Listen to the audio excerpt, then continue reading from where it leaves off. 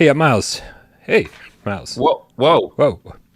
Hey, Where am I? Does not matter, man. You just shh. Everything will be fine. Everything will be fine. Did I ever tell you? Maybe you already know this, but one of the cats out there, who I will not name by name unless he chooses to make himself known, did one of the most amazing things ever recently. I'm pretty sure he was high, and ordered an ice cream cake, just because he had the munchies, an ice cream cake. And here it is. I'm thinking that this is something you can only have on birthdays or special occasions.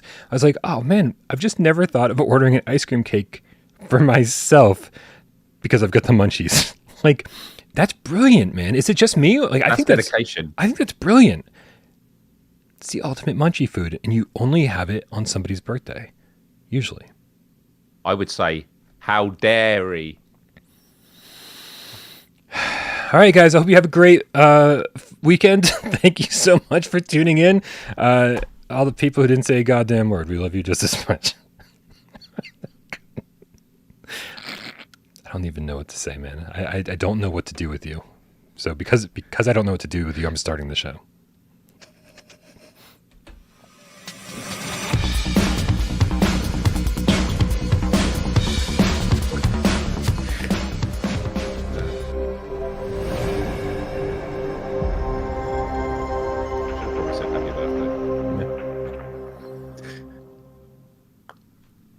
This is PSVR GamesCast Live, where we film live every single Monday, Wednesday, and Friday right here live on YouTube at 6 p.m. Eastern, with some notable exceptions this week. My name is Brian Paul from this channel right here, PSVR without Parole, and to my right, the lovely Miles Dyer from Miles Dyer Official.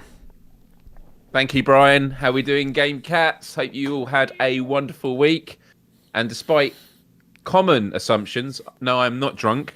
I am just incredibly tired, but ready to go, because the energy is always good here. We're going to be dealing with lots of questions that you've been sending in. And yeah, really looking forward to going through all that. Is somebody accusing you of being drunk? Yeah. Again as well. Good just job. not drunk. Drunk again. Yeah. It's the jokes. It's the terrible jokes. That's the clue.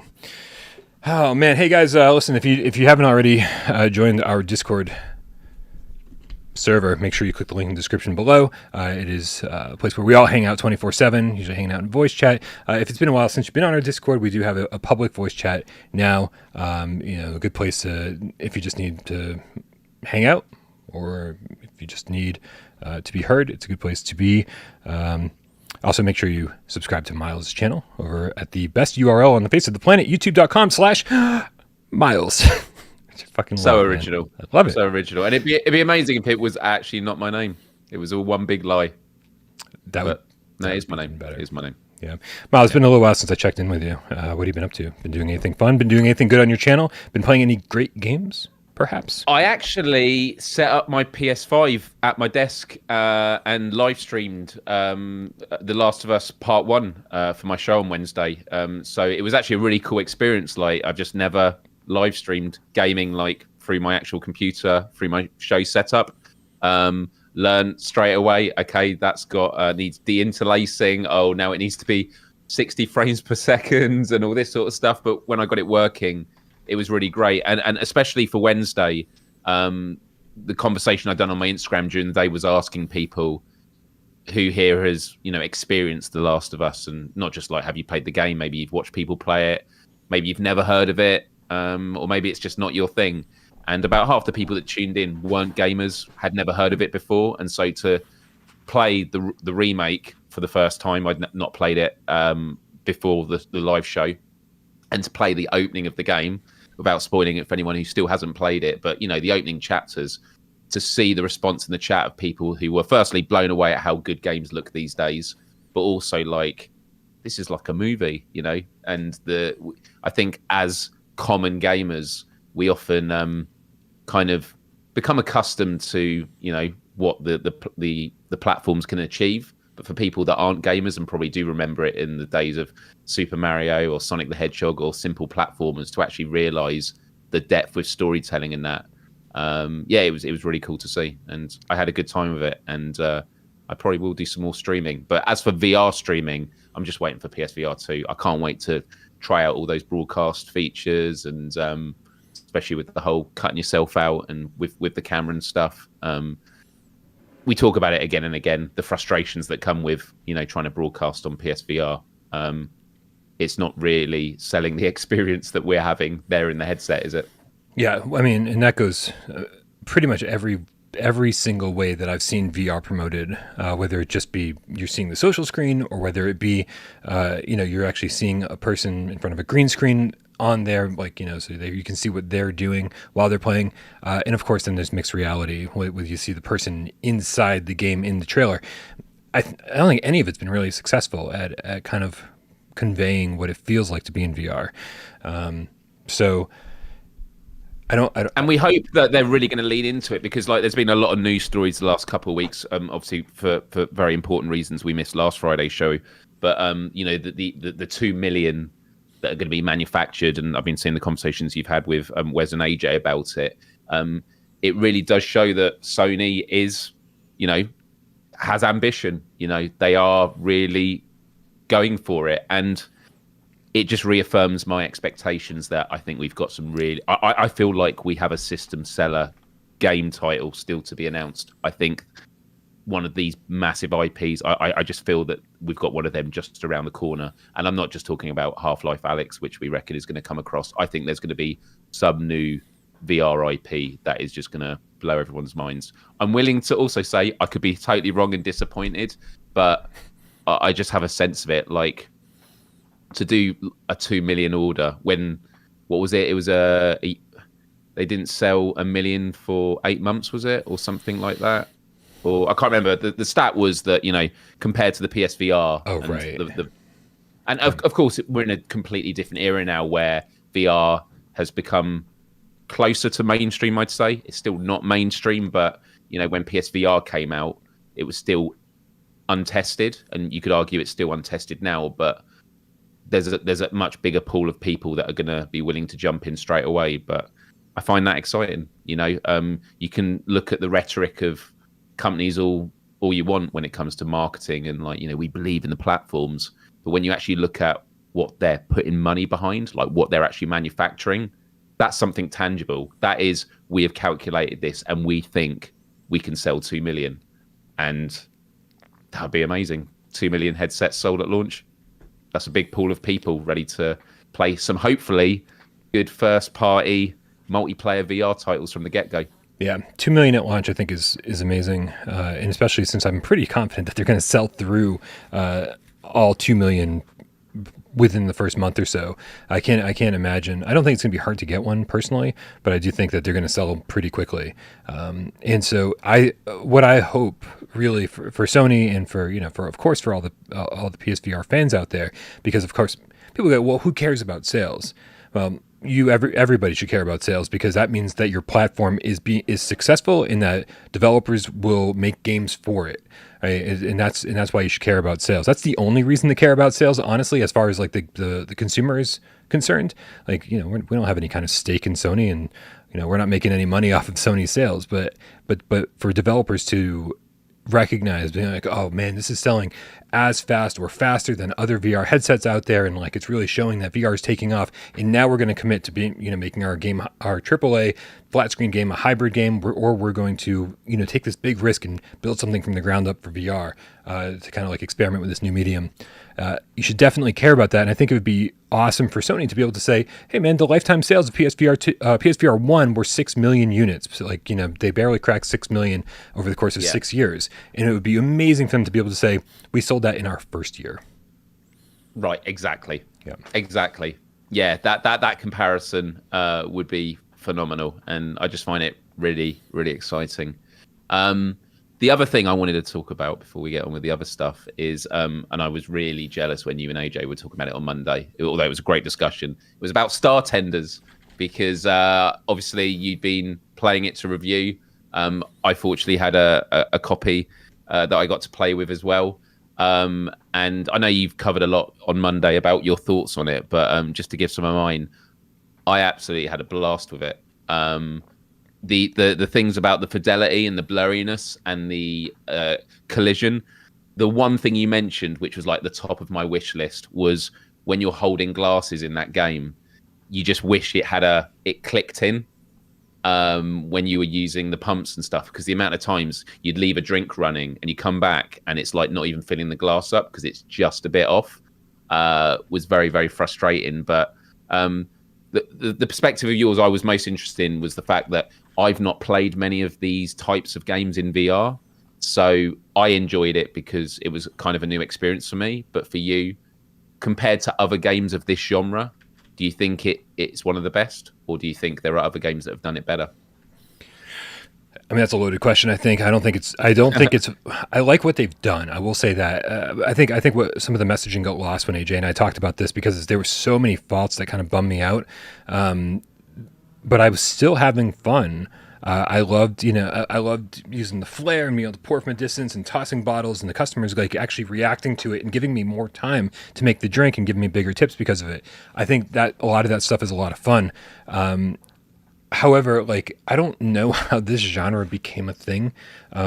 It's and maybe I can't quite grasp it because of all of my experience bartending and all my experience waiting tables. I'm like, who would want to do this for funsies? Like, this isn't fun. Like bartending. Here's what's fun about bartending, right? Conversations, socializing, conversations, learning about people, making sure that they feel like they are being taken care of and that they're cared for, right? And like giving them a great experience.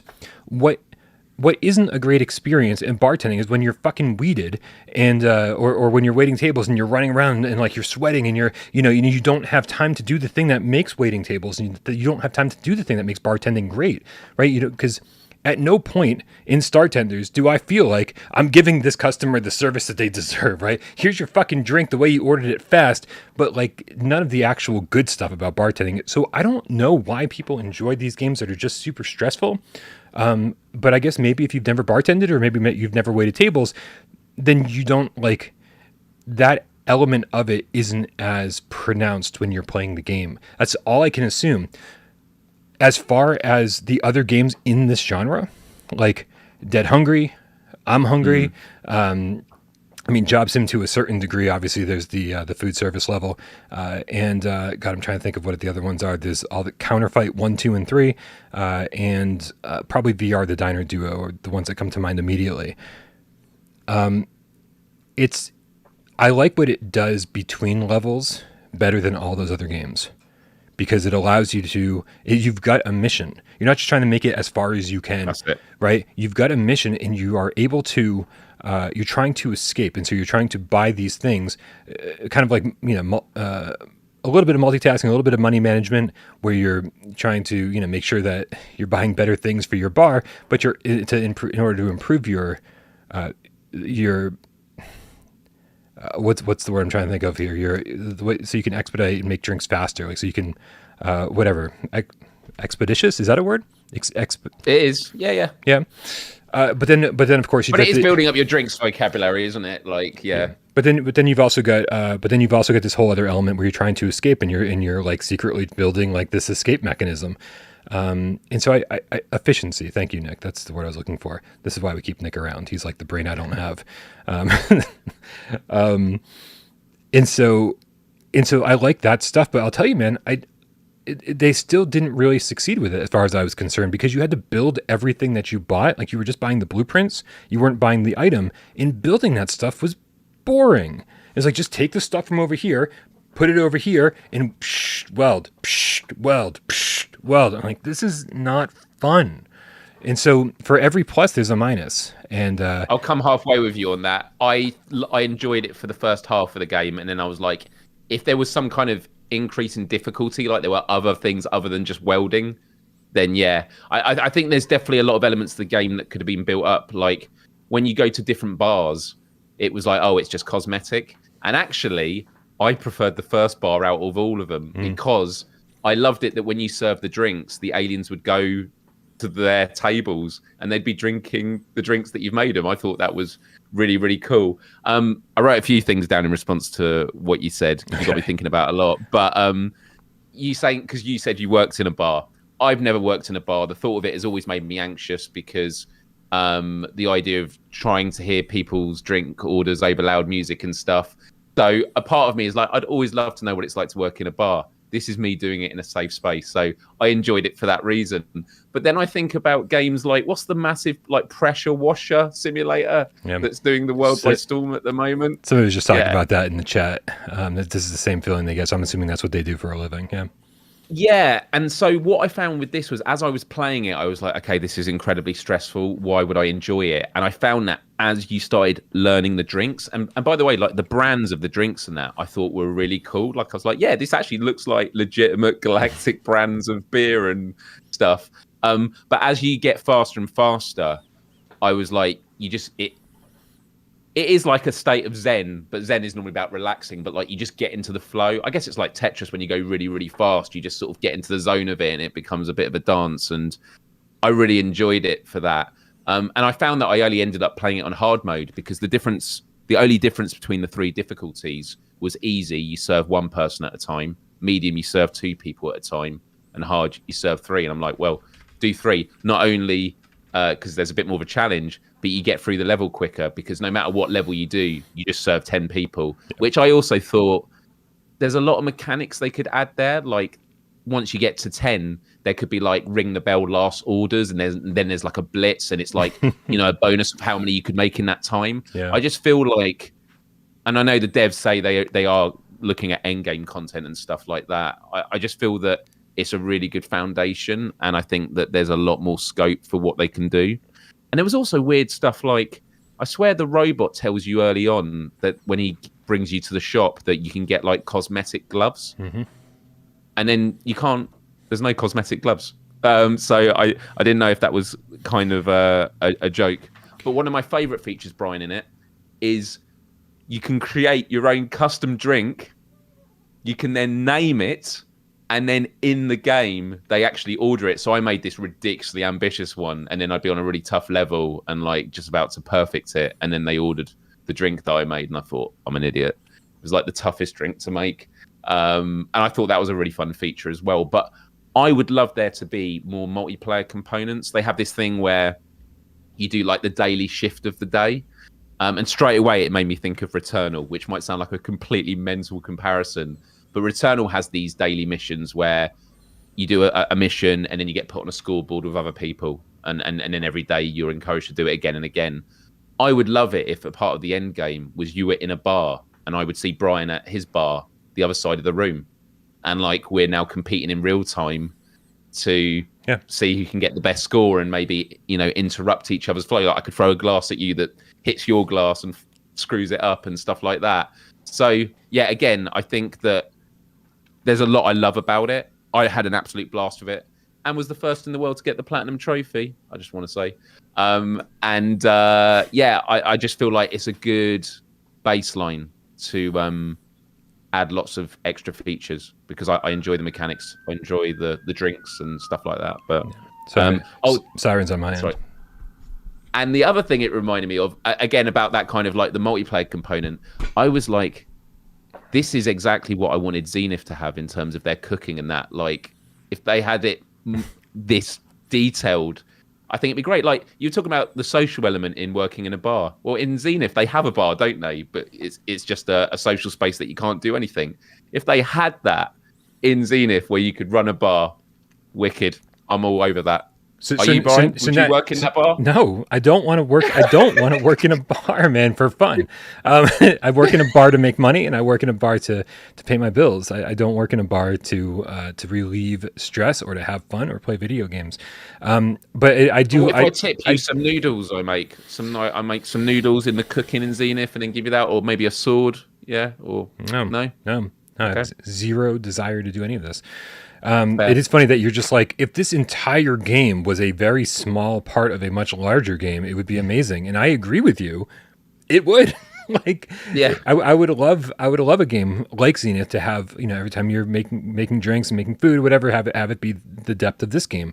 But obviously we're not there yet, and that's sort of the issue VR has right now, is that like we're not getting those big games that have the depth of everything. We're getting a lot of smaller games that, like, you know, we always use the Swordsman comparison. We always say Swordsman feels like it's the foundation of a much bigger game. And so it'll be very interesting to see what happens next gen, if we can start combining some of these games together into bigger, more robust experiences. Miles, the chat is very opinionated on all of this. So let me get through a couple tips and then read a few comments from the chat. Awesome. Scott Jesco, PSN, Harry Fellow, PSVR, GameCap for Life, with the 4.5 quid says, let's start the tip choo-choo train with VTQ. What horror IP do you want next in VR?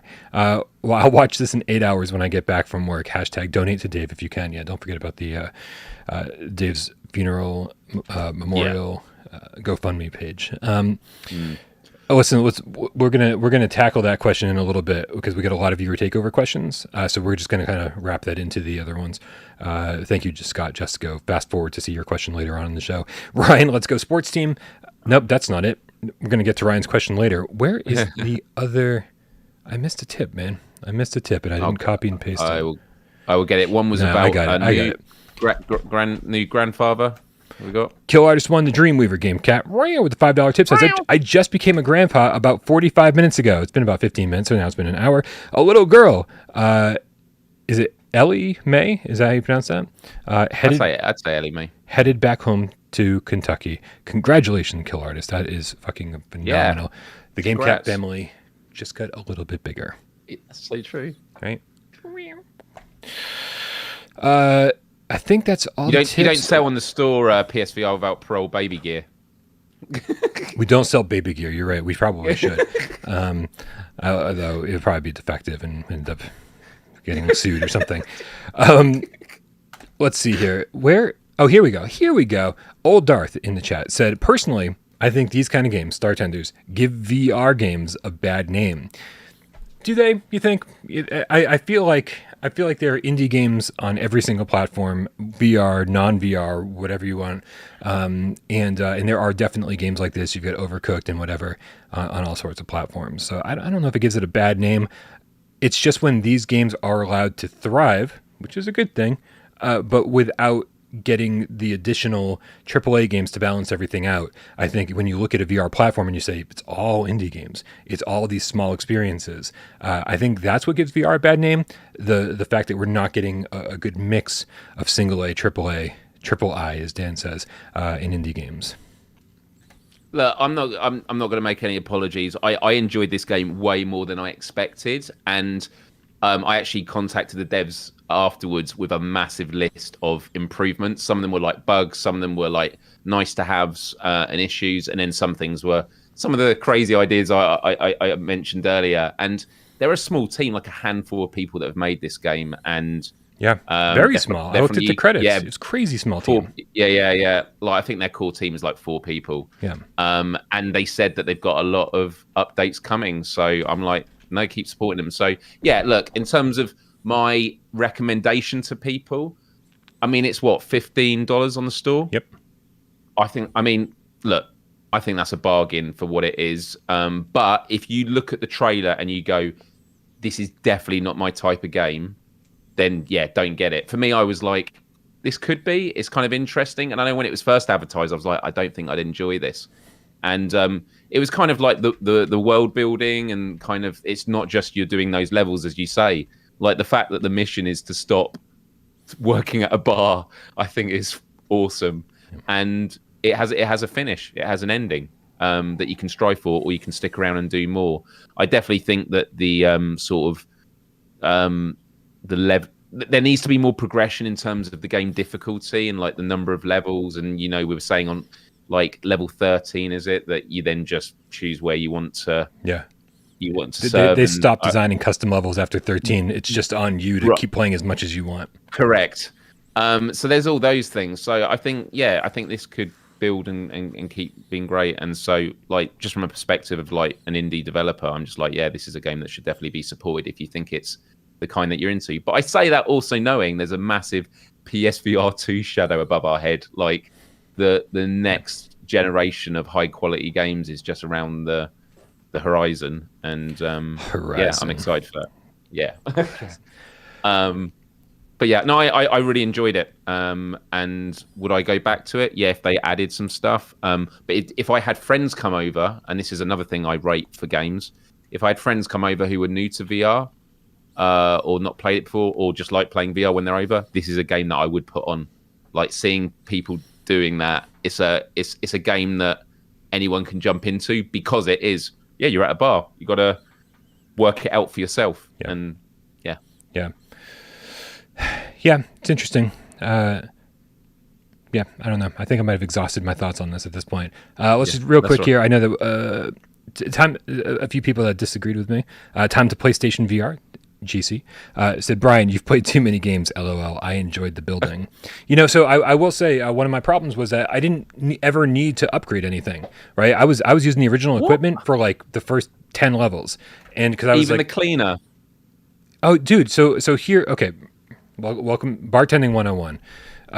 You have every single restaurant I've ever worked in had the same motto: is you got to set yourself up for success, right? You gotta prep whenever you have a free second, right? And so I would be starting shifts. Yeah, exactly. Write it down. I'd be starting shifts and just like cleaning one of each glass as fast as I possibly could. Anytime I had a free second, I always made sure there was a clean glass of every single variety right there next to the dishwasher. I was cutting fruit constantly whenever I had a free second, and so I was lining that shit up. And I just got so used to the machines that were there that I was like, I don't need to upgrade these things because this is what I'm using, right? Like this is I've worked in many bars that didn't have like up-to-date equipment, and so you just had to work with what you had. And so it's so strange comparing Startenders to actual bartending because there's not a whole lot in common, but there is because I think if you have the ability to multitask in this type of scenario, it does translate well into video games. So like I had drinks half made before they were ordered, right? Because I had the clean glass, I had the fruit ready,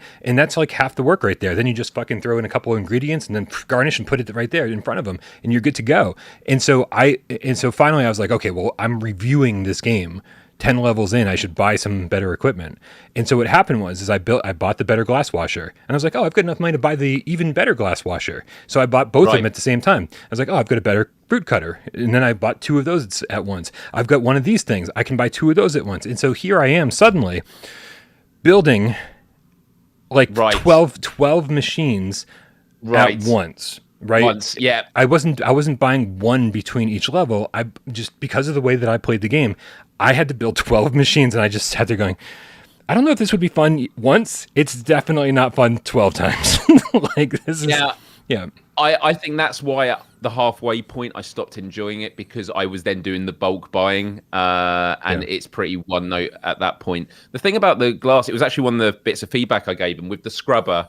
So you have to put the scrubber in the liquid to clean it, and then you hold it against the glass. When I first started doing it, I was like actually trying to scrub the glass, but if you do that, it doesn't clean it. You have to keep it still. And I was like, oh, I know it's such a lame thing. It kills the immersion of cleaning a glass, but like in VR, you're trying to scrub it and stuff like that. Like in some ways, that should clean it quicker.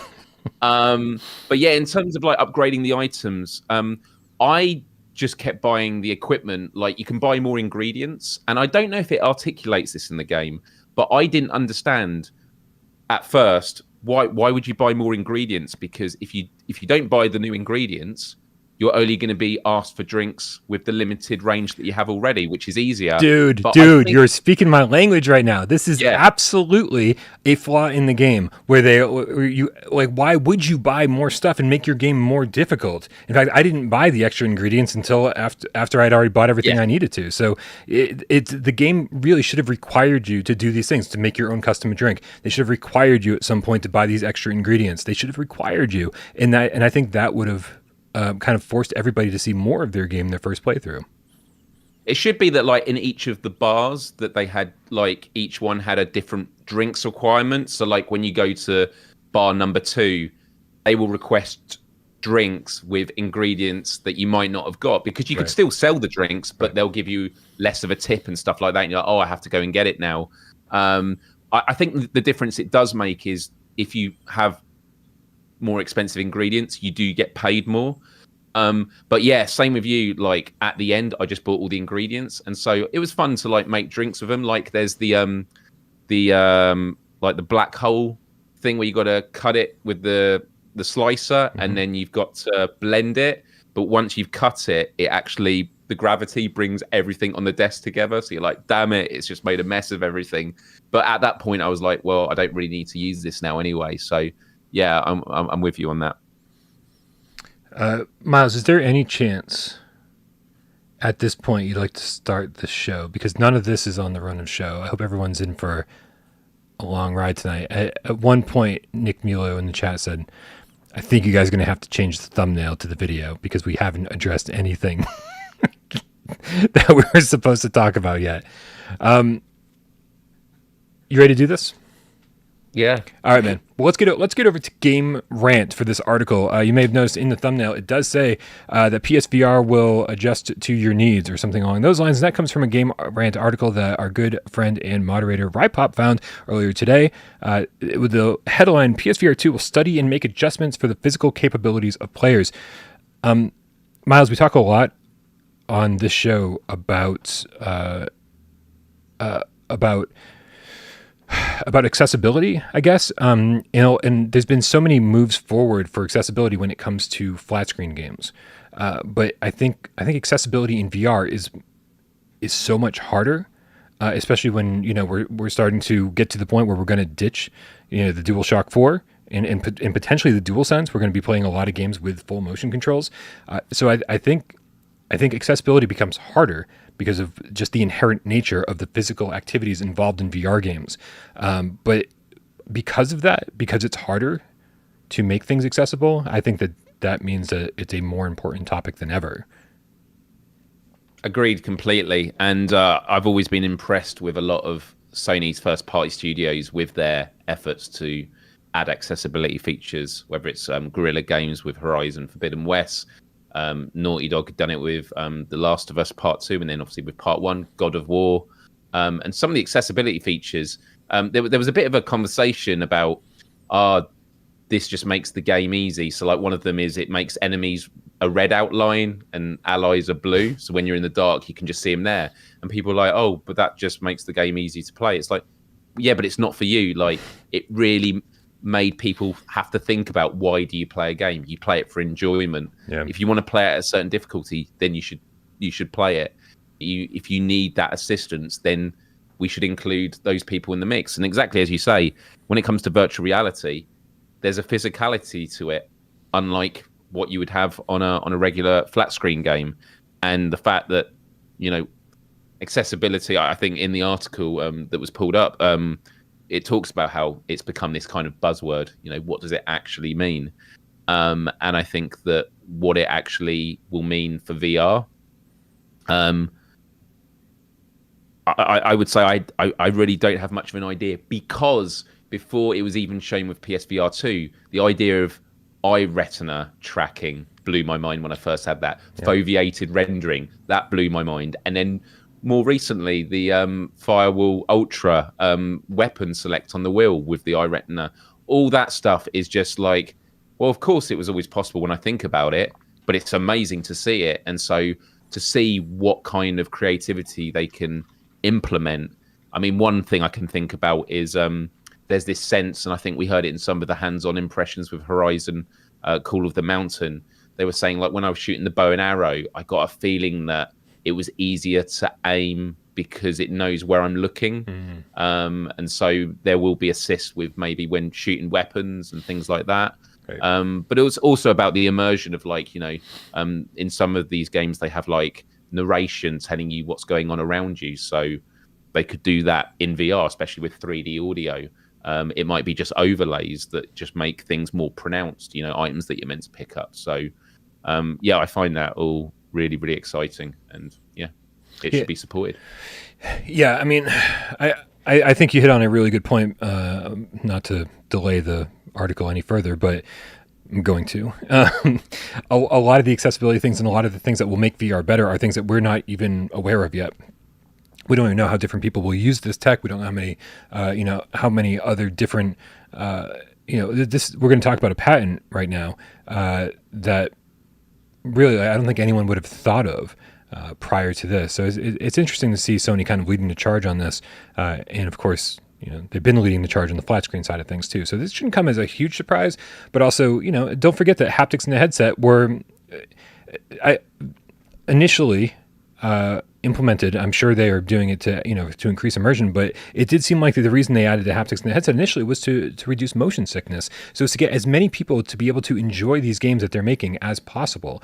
So there's a great financial side to it to make sure that you're roping these people in, and letting them know that you care about them, but also just it's letting as many people play your game as possible is the smartest thing you could do, whether that come from a financial side or a side of caring. And I think this one will be real interesting, man. I didn't give this a thorough read, so let's kind of read through this together and figure this out. I can zoom it in. Why can't I never do that before? That's cool. I'm always struggling reading these things because I'm like, the text is this small. Here we go. PSVR 2 will study and make adjustments for the physical capabilities of all players, or of players. See, I'm still misreading it. A new patent suggests that Sony plans on implementing a new accessibility feature for PSVR 2 that will accommodate players in real time. A recent patent shows that an important accessibility feature that Sony might be planning to use to improve PSVR 2 over the original for players with limited range of motion. This improved accessibility could help make up for PSVR 2's lack of backwards compatibility. Dude, you can tell that they sort of just threw that in to link to another article that they'd written. Yes. They're like, this has nothing to do whatsoever with backwards compatibility or making up for it. They just wanted to throw that in there. To be fair, Brian, it does say could. Yeah. Yep, absolutely. This could make up for that pesky wire, Miles. Yeah. It could mean that Beat Saber will be also getting a PSVR 2 port. Right. This could mean just about anything you want it to, especially for players who might not have been as accommodated by the previous virtual reality peripheral. This information comes from a patent filed earlier this year, and that has since been published to view, which lays out exactly how PSVR 2 plans to use the system, Sirens on my end, to make menus easier to navigate based on player capabilities. What's most interesting about this new feature is the way that it won't use direct input from the players, but instead tracks the player's movement to make dynamic changes. All right, so we're going to get the patent up here on the screen while I read this. The patent itself, lots of sirens. Wow. The patent itself details that the goals of the system is to monitor whenever a player attempts to interact with the objects within the virtual reality world while using the PSVR 2 headset and controllers. As a result of this monitoring, it tries to learn where the player is able to interact and then will dynamically move menus to place them within that area that is most easily accessible.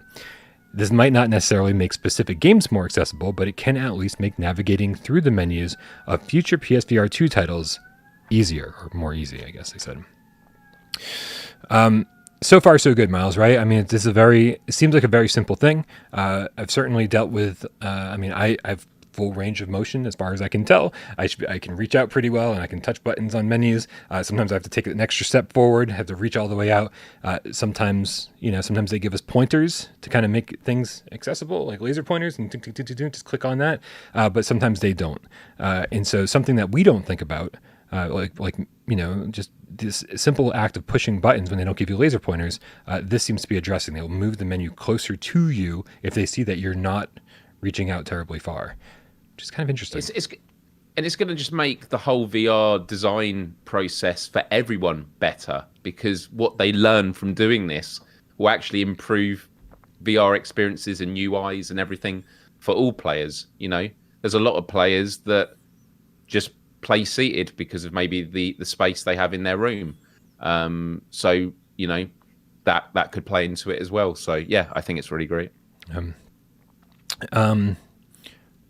Let's see. For the most part, however, much of this accessibility feature can be boiled down to the PSVR 2 learning what kind of movement the player is capable of doing and moving the screens to accommodate.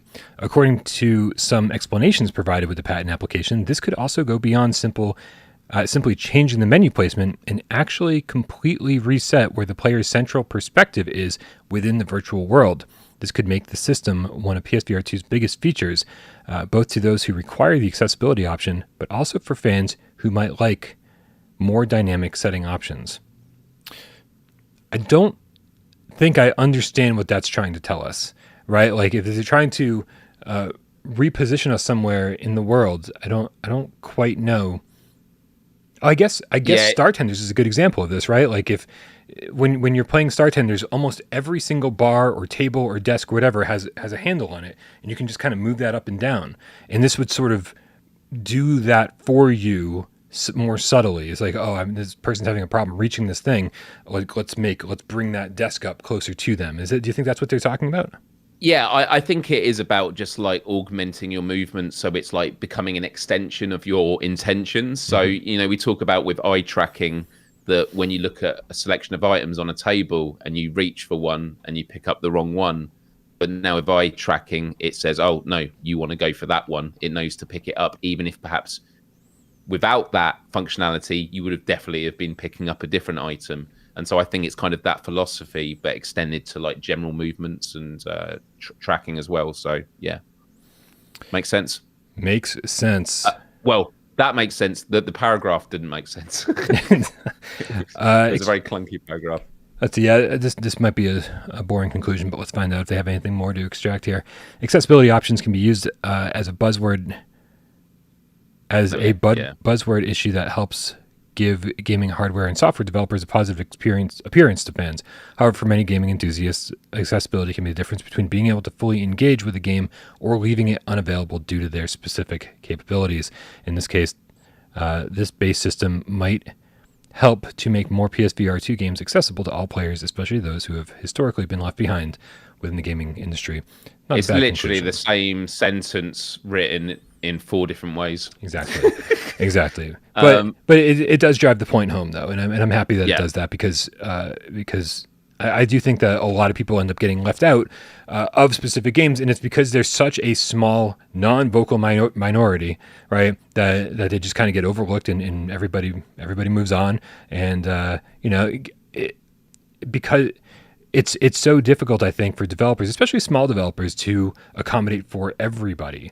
Right? It's like they only have so much manpower, they only have so much money to do this stuff. And so focusing on things that aren't going to be extremely profitable for them, they're only going to sell like an extra 20 copies of their game potentially by spending, weeks and weeks and weeks on these extra things. It's good to have something that's sort of built into the hardware to sort of save those developers from, spending time on something that might not actually benefit them, but will definitely benefit the players, right? And what I also love about this is when you think about the power of virtual reality, you can be standing on Mars, you could be exploring the Titanic. It's about giving you the opportunity to experience things that you wouldn't necessarily do in your day-to-day life. And I'm not here to make a generalization. Disabilities range far and wide, and even people with a particular disability, they're not a monolith. They all have different desires and requirements and ambitions.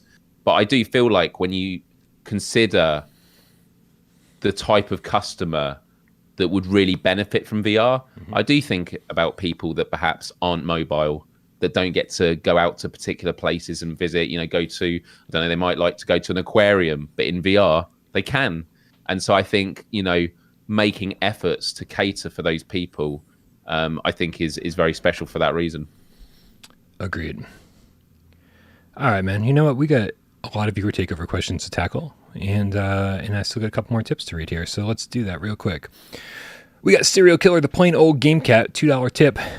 Dude, writing to us and watching from the hospital. Get better soon, man. Hopefully, feel better soon.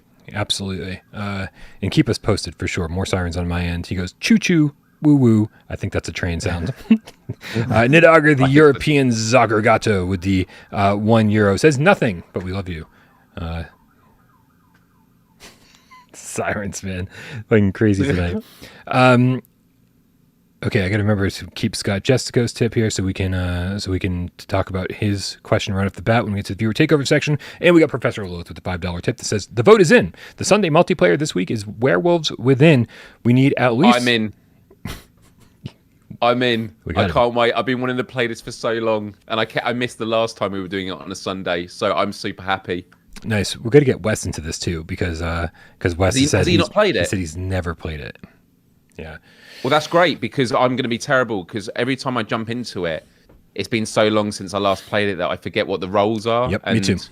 Even if people go, "Oh, don't worry, we'll help you."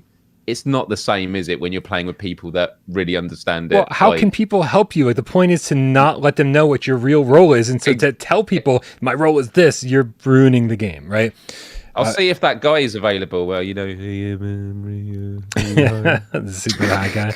Yeah. Yeah. Dude, yeah, Werewolves Within. If you haven't had a chance to play it yet, if you picked it up on sale, or if you haven't, or it's on PlayStation Extra.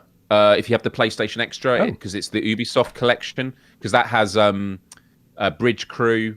What's the Ubisoft VR games? Space Junkies, has Eagle Flight, Space Junkies, yeah, and Werewolves Within, and I think there might be a couple of other. So if you have Extra, you actually have access to these games. Yes. Nice. Get involved. Yeah. So, and really, guys, it's so difficult to get some multiplayer games together in VR that you're definitely going to want to come join us. And, this might be the only chance you have to play Werewolves Within. Who knows, man? Who knows? Emily Baxter, hashtag the cartoony witch. Oh, I'm sorry. By the way, just to conclude the whole Werewolves Within chat, join us over on Discord. That's where we organize the games. Thank you, Professor Lilith, for doing that week after week after week. It happens every Sunday at 2 p.m. Eastern. And so figure out what time that is in your time zone, in your region, and then come join us. And join the Discord. That goes without saying. Emily Baxter, hashtag the cartoony witch game kitten with the $2 tip, says cartoony games suck. The weekend is now officially here. Thank you. Woo! That's right. That was for the weekend. Not for cartoony games. Not to cartoony games sucking. Nice. All right, man. Well, we have so many viewer takeover questions to tackle. Let's start, because Scott Jesco submitted his in a tip way earlier in the show. What horror IP do you want next in VR? It's a good way to kick it off, man, because it is officially spooky season. It's time. I think I got to jump straight. I know this straight away because it was in my top 20 VR games I'd love to see on PSVR 2. The Dead Space remake, or the Callisto Protocol.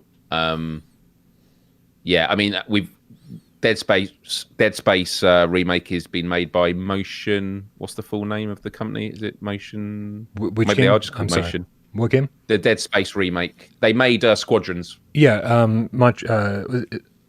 was going to say Montreal. That's not right. It's It is Motion something. It's Motion Studio. Yeah, sorry. Oh, Motive That's Studio it. VR games. Sorry. It did begin with an M. We were halfway there. Yeah. Motive Studio. So, they worked on Squadrons, so they have VR experience. Dead Space remake looks lovely, and it looks like a great contender for VR, so that would get my vote. Yeah, for sure. I don't think there was anything we were doing in Dead Space, at least the original, that couldn't be done in VR pretty easily. I remember there was a lot of stomping going on, but there was a button in the original game to stomp. Why couldn't there be a button in Dead Space to stomp in VR? It's a great answer. I'm gonna go rogue and talk about a non-game series. Nightmare on Elm Street. I just feel like is so ripe with possibilities. I think Nightmare on Elm Street is every dream that your character has can be set in a different place, different location, without a real need to string them together. And then, of course, it could, depending on which Nightmare on Elm Street movie we're watching, Freddy could, also maybe inhabit the real world, the daytime world at a certain point once he gains enough power, right? And so throughout the course of the game, you're playing through all these dreams, and it's just, I could imagine it just being absolutely terrifying, especially, I think these days, it's 2022, in case no one was paying attention. I think we've gotten away from some of the campiness of like the 80s and 90s horror movies, and people want to take their franchises like a little more seriously and like really scare the crap out of people. And so if you had a Freddy Krueger that was like taken very seriously, you could still have the one-liners, but did you see the Nightmare on Elm Street remake, Miles? I didn't. With the guy that played Rorschach in Watchmen, wasn't it? I can't think of the actor's name, but yeah, you're asking the wrong what did you person make for of that. it? Because I hear it lost a lot of the charm of the original. I'm guessing lost a lot of the charm, but infused the horror right back in where it belonged. Like, it was a terrifying introduction, and although they talked way too much about Freddy Krueger's kind of origin story, that was pretty much the only downfall for me. It's like I could have just saved the origin story shit for the remake number 2, remake number 3, whatever, or sequel number 2 or 3 in the remake series. The first one, just make it pure terror, right? And just make me terrified to go to sleep. And they actually did that. I think the remake did that really well. And so to kind of like Jackie give some Haley. to give some sort of hybrid between like the original series and the remake, just to get the horror and like the charm of the originals, I think would be amazing. And I think there's a million ways to do that well in VR.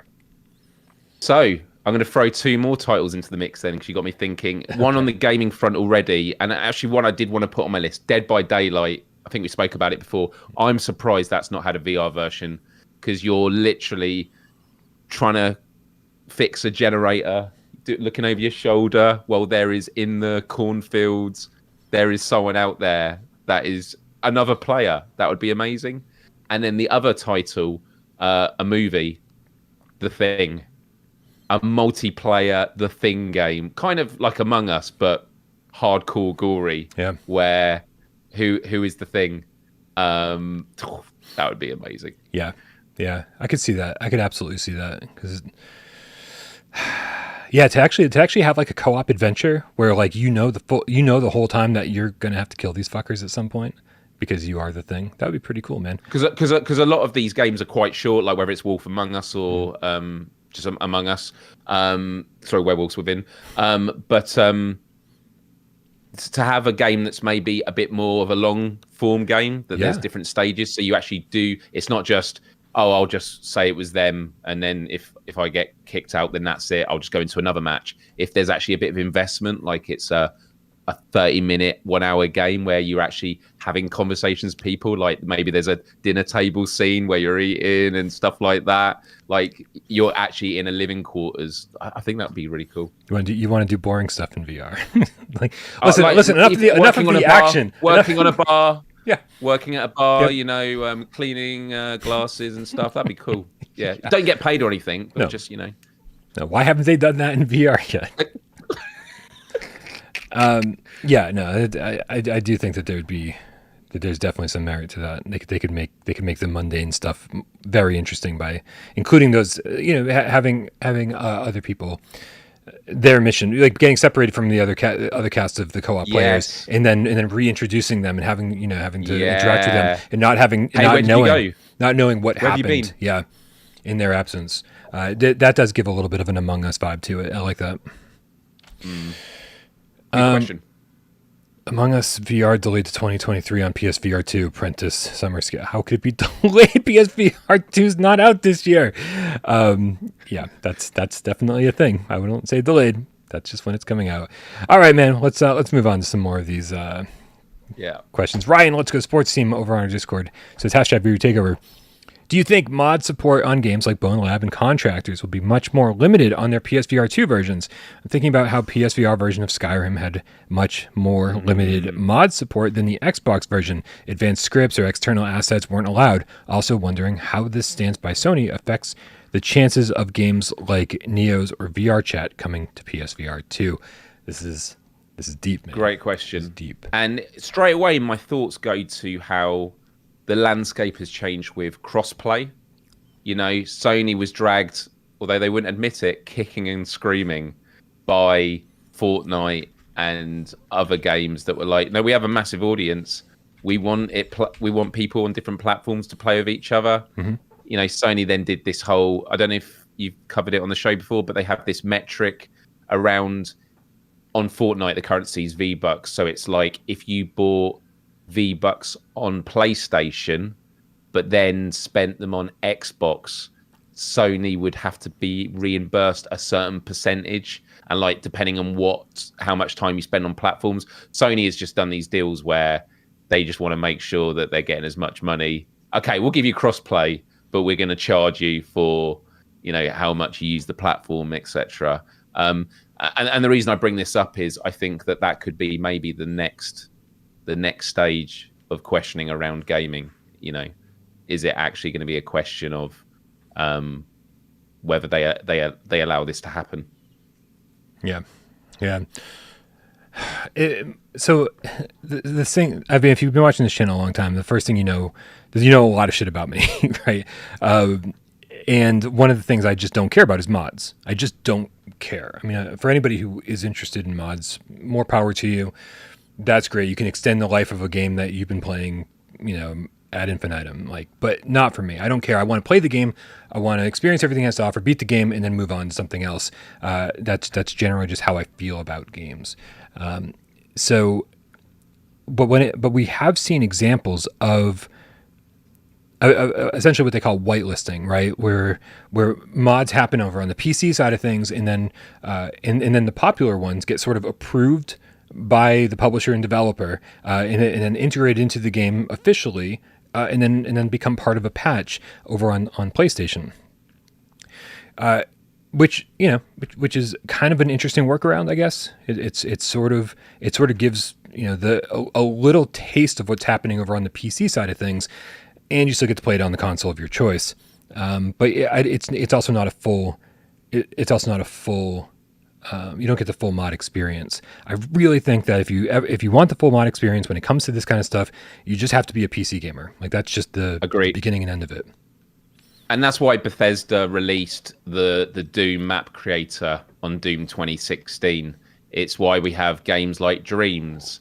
It's why No Man's Sky has so much implementation of customization. It's why Fortnite has a creative mode. Yeah. It's kind of this middle ground of, no, we want to promote creativity, but you have to do it within the boundaries of, what the game has set. And to be honest, I think a lot of gaming companies like that as well. They like that control, and they always understand that when it comes to PC, that will always be the Wild West of modding.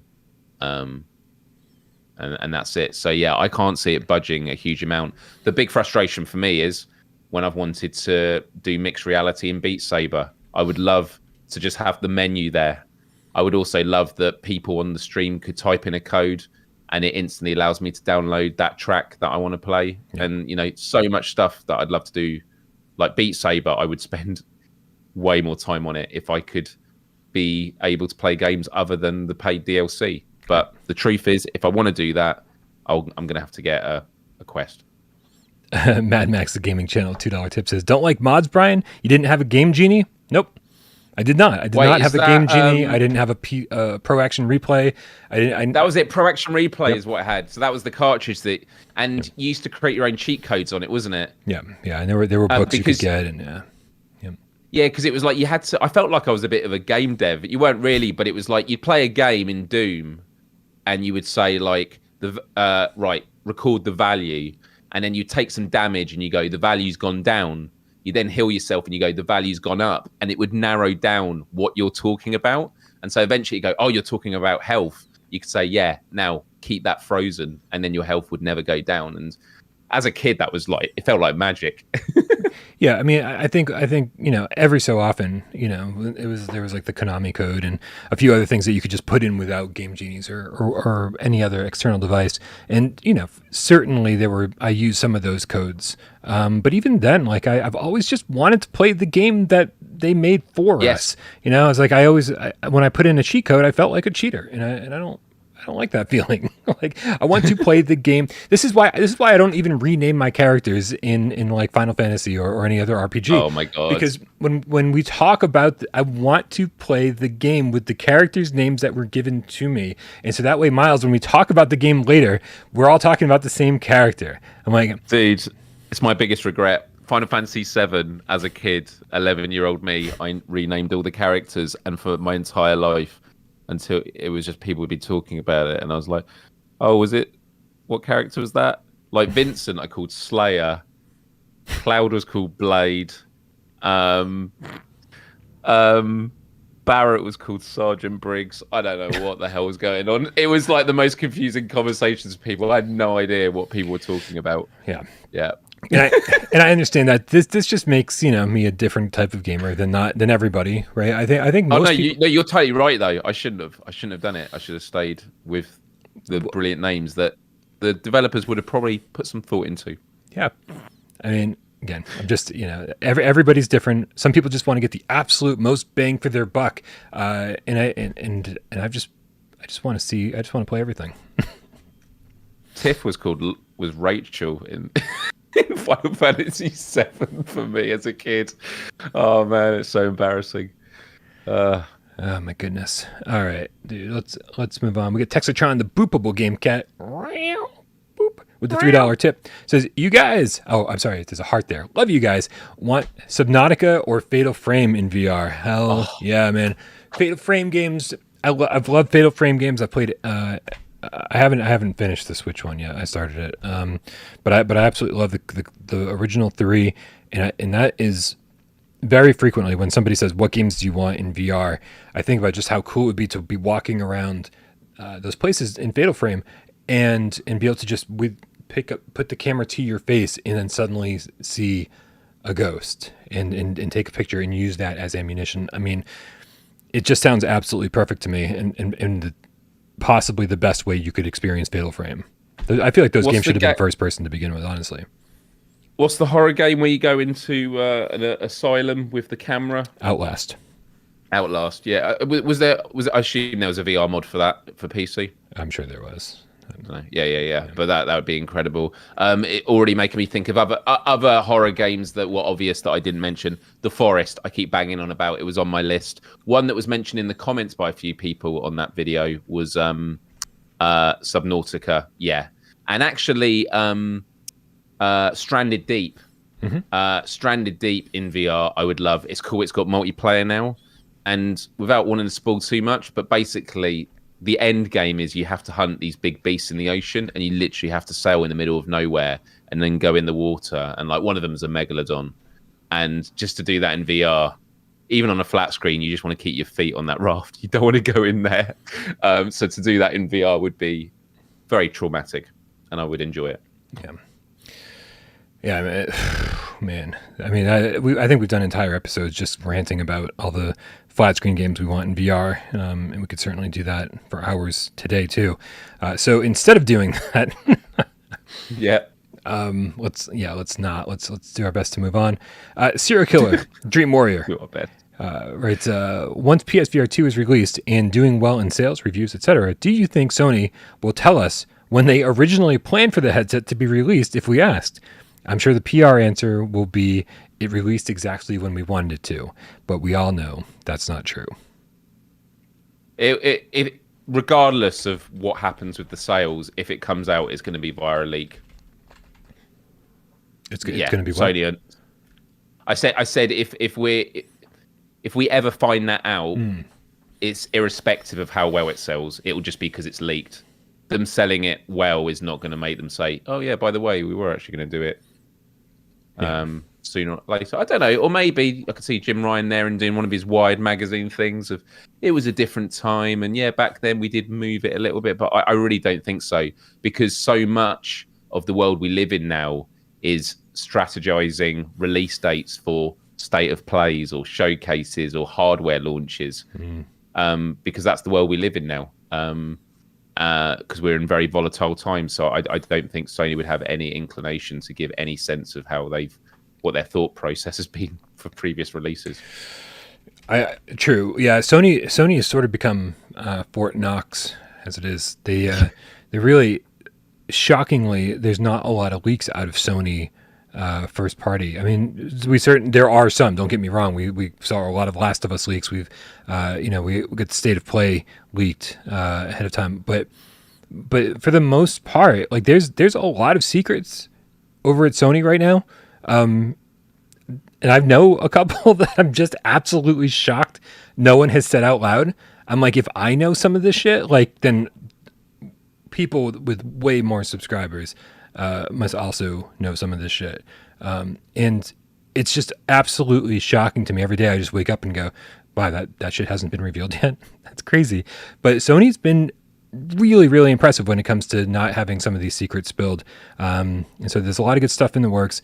And I just think based on that kind of, I don't know, if that's their way of thinking and making sure that like nothing gets leaked or nothing gets shown until it absolutely needs to be shown. And like the kind of at this point, not having great communication with the gamers, basically saying, listen, we're going to fucking tell you what we want to tell you when we're going to tell you. And we're just going to remain silent until then. That's sort of been their MO this whole, the last few years.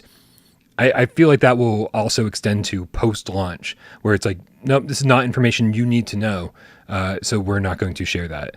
Unless again, the people in charge now, unless there's more to the story, unless they've just been quiet and they're waiting to tell us everything we want to know, and eventually, like the messaging will start changing, and we could see a very different Sony in a couple years or by the end of this generation, and then at that point maybe. But the way things are going right now, I just don't see it happening. They're very, very quiet. Yeah, agreed. That was a coffee rant. That only happened because of caffeine. Or Seek, the beheaded game cat. Oh, that's adorable. Asks, what PSVR remaster do you want the most? And which one could make you change your mind about a game you didn't like? Sorry, which PSVR remaster? Yeah. Which one do you want the most over to be brought over to PSVR 2?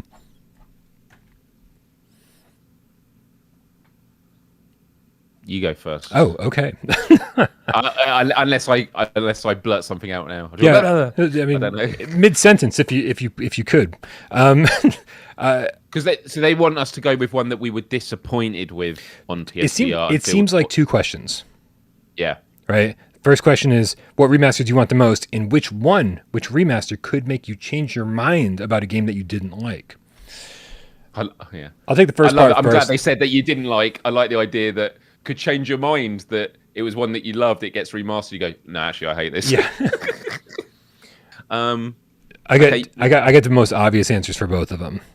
Obviously, the first one is Resident Evil 7, because the number one thing I think we'd all love about RE7 is motion controls, right? Hands into the game. And also, if that game looked as good in VR as Village purportedly looks in VR, to get that better experience, that would be something that would finally convince me to replay this game. I say finally, as if I didn't just replay it a month ago, but I've retired the core campaign for PSVR 1. I'm not playing that shit again unless it gets a remaster. So that, yeah, first part was an easy answer. I'm trying to give you a chance. More sirens on my end. Yeah, I mean, like general remaster. I've mentioned this on previous. Robinson: The Journey. I'd love to. I just felt that it's a good answer. It felt like it was ahead of its time in terms of hardware. Like it looked great, but to have that with high fidelity, I think it could be. And also, I think there was some locomotion issues and things like that. So controllers, man. It looked like you were holding Move controllers, and it was a DualShock. I was trying to remember. Yeah, that was what it was. Yeah, craziness. But in terms of a game that could make me change my mind about it, there's one that I definitely have in the back of my head that I'm trying to pull out that I definitely would have remembered. But I definitely feel that, like, Box VR was a game that I enjoyed, and I was annoyed when they updated it to fit XR, but it was never on PlayStation. It was just done for Oculus, and it has just a much more expansive range of games that you could play for exercise with friends.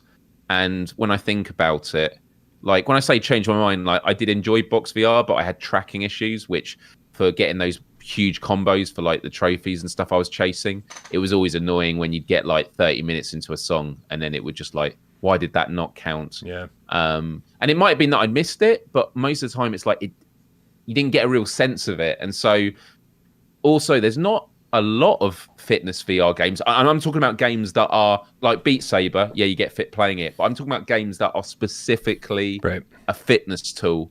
And so I think that could be quite significant if that did get the Fit XR treatment or some other version of Box VR for the next generation. Yeah. I'm trying to think of the second half of this question. Something that I didn't really enjoy, where a remaster could really make a big difference. I think for the most part, you can. I mean, dude, everybody's different, right? Everybody's different, and I think you could look through the comments and maybe see how I was a little bit more able to like overcome controller obstacles than most people, right? And so like, whereas there are people in our community who still despise the Move controllers, just like absolutely hate picking them up. Or I was like, where I was like, still, I got so used to the Move controllers that I didn't even think about like the troubles that it might bring other people. And so it's hard to think of a game that a remaster could actually change my opinion on. The one example of that, though, that I could probably say would be a dramatic improvement would be Hitman. Because even though I really did like Hitman, the controls with the DualShock 4 killed some of the immersion.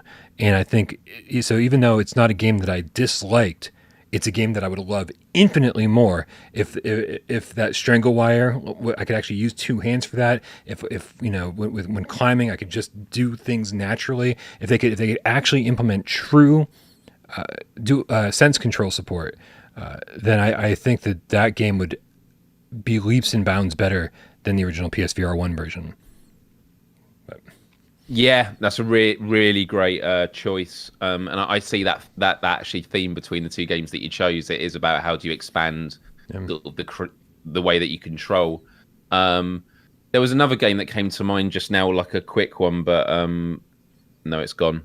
It'll come back to me. Constantly writing shit down because I'm always forgetting. Nicole the Game I'm Cat. Gonna blurt it out. Yeah, blurt it out. 7 questions from now. It's good. Nicole the Game Cat asks out, what would it take for the new PSVR 2 headset to disappoint you? Easy answer. Iron Man VR. Sorry, Iron Man VR. I said 7 questions from now, not one question. No. I'll forget it again by then. No, Iron Man VR. Good answer, yeah. Again, we don't need to discuss it. A great game, right? A great game, but the enhancements would put it through the roof, right? Feeling the haptics as the mask comes on and goes online. Yeah, it'd be amazing. Nice. So what was the question? The next question? Something about Iron Man. I don't remember. What would it take for the new PSVR 2 headset to disappoint you? So, I mean, I've been saying for years, Miles, that like for me, all I wanted from PSVR 2, as far as the hardware was concerned, I was basically in the camp where like I don't need eye tracking or foveated rendering or anything else. I don't need it to be this light years above and beyond anything else that the PC market is doing, right? I don't need it to be like this amazing piece of tech. I just kind of want to get it caught up to PC VR, right? The current standards of PC VR, right? And get new controllers and get everything else. And Sony has been very, very clear. Don't worry, Brian, we're giving you that and more. So the only way I'm going to be disappointed with the headset is with the game catalog. If the game catalog fails to impress this time around, if we're not getting more AAA games, if we're not getting more recognizable IPs, if more developers don't get on board, then that's the only way I'm going to be disappointed with PSVR 2, because we're already getting the thing that I wanted, above and beyond the thing that I wanted. I just wanted to get the tech caught up and not make it feel like it was sort of a hodgepodge of, these old Move controllers and you got to use the PS4 camera and it's. You have to be facing the camera when you play. There's a lot of kind of outdated things. Even at launch, some of these ideas were outdated. So that's all I wanted from the hardware. Now I just need games, man. That's the only way I'll be disappointed is if we don't get the games that I want. Yeah, no, it's great. I mean, my clear choice is not to do with the hardware. It's to do with the UI. And I think I am going to be disappointed. I don't want to turn on the PSVR 2 and it to be a flat menu of the PS5. Like, I think that is what it's going to be. I don't actually know what the experience was for these people that had hands-on with the PSVR 2. Was it that they put the headset on and they were in the game that had been set up for them? Or did they actually get to go? I don't know. But for me, it's a huge thing, the UI. I want Sony to be like, we are about creating. Well, the PS5 was about seamless experiences between games to games. You can jump in with friends, fast loading times. Well, what does that look like in VR? It's not just you can click on a menu and go to another game quickly. You're there. You're in the game. You're in a black space with a flat screen menu. No, put yourself. It doesn't even have to be complicated. Like, even if at first they said, we're creating this very basic room, there's not a lot of interactivity, but it is all around you, and this is a starting point. We will actually, then build on it.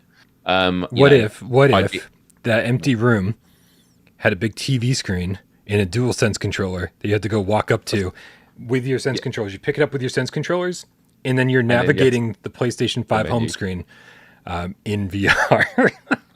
But you have to plug the TV in first, and sometimes you lose connection and stuff like that. Yeah.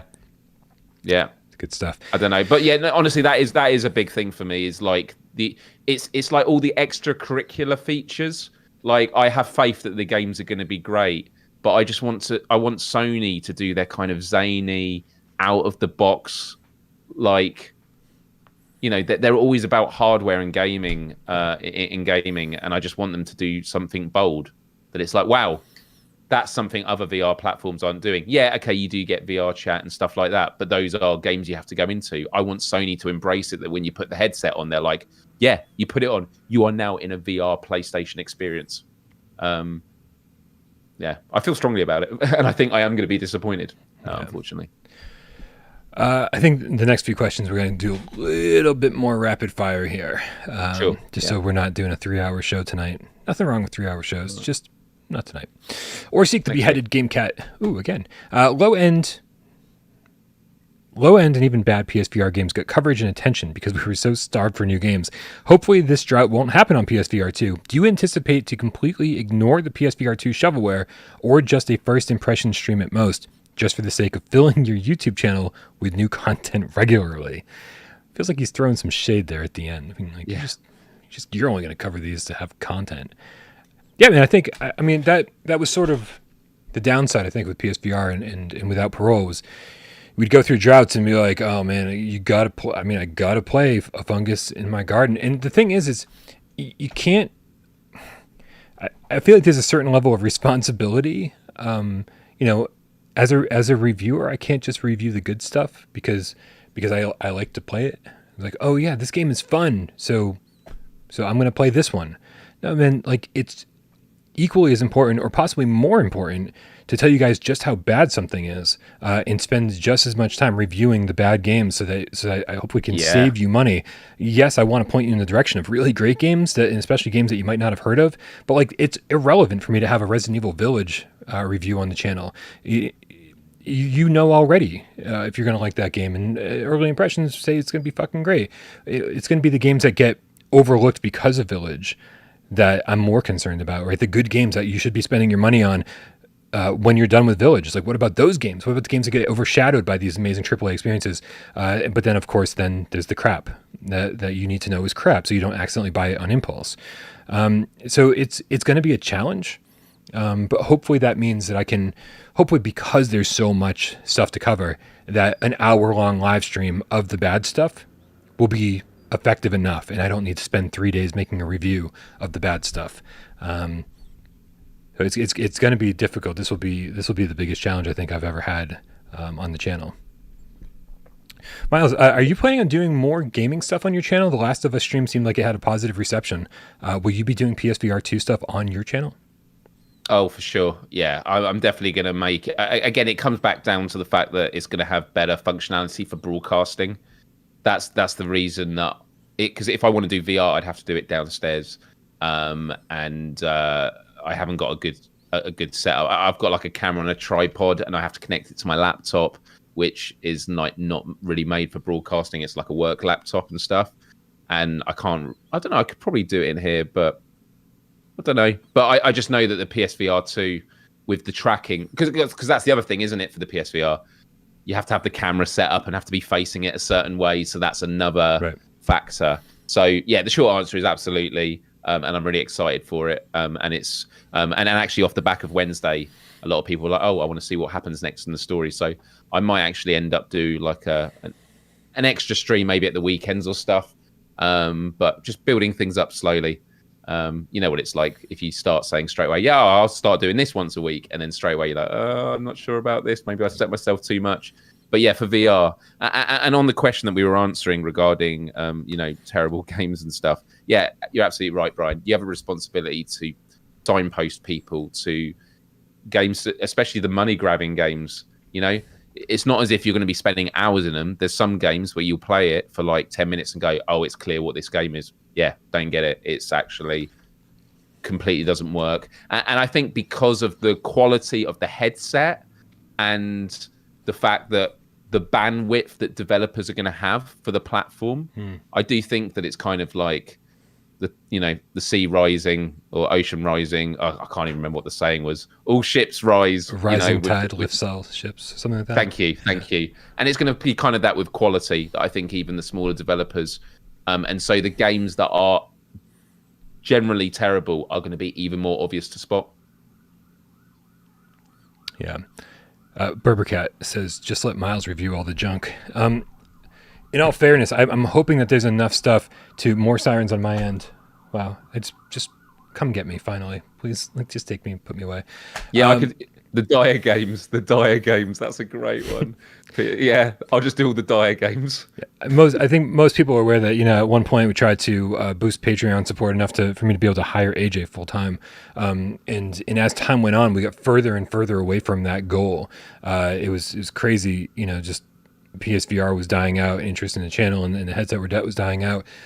So somehow we're further away from expanding the Without Parole team officially as like full-time employees more than ever. So I think what we have to kind of consider is that like if Wes is interested in doing a review, if Miles is interested in doing a review, and AJ, like to be able to like pay these guys like some kind of like freelance wage in order to contribute to the channel, I'm hoping that that's something that renewed interest in the channel and renewed interest in PSVR, especially obviously PSVR 2, hopefully that'll allow us. I would love to be able to share those responsibilities with you guys because you guys all have very unique kind of perspectives on games, as we just saw with Startenders. We just talked 30 minutes about Startenders, and I already talked 30 minutes about Startenders with AJ on Monday. So like, I would want all of your voices to be heard a little bit more on this channel. So if we can do something like that at some point, it'd be awesome. But yeah, no hiring anybody anytime soon. That just doesn't seem like it's possible. The reason I started watching this channel was because of your reviews, Brian. I've always liked your style, and so on the one hand, although I'd be very privileged to be asked to do a review, I'm kind of like I'd rather hear what Brian has to say about it, like for the channel. But at the same time, there's going to be a lot of games. Brian is going to need help, so yeah, we'll have to wait and see. Oh God.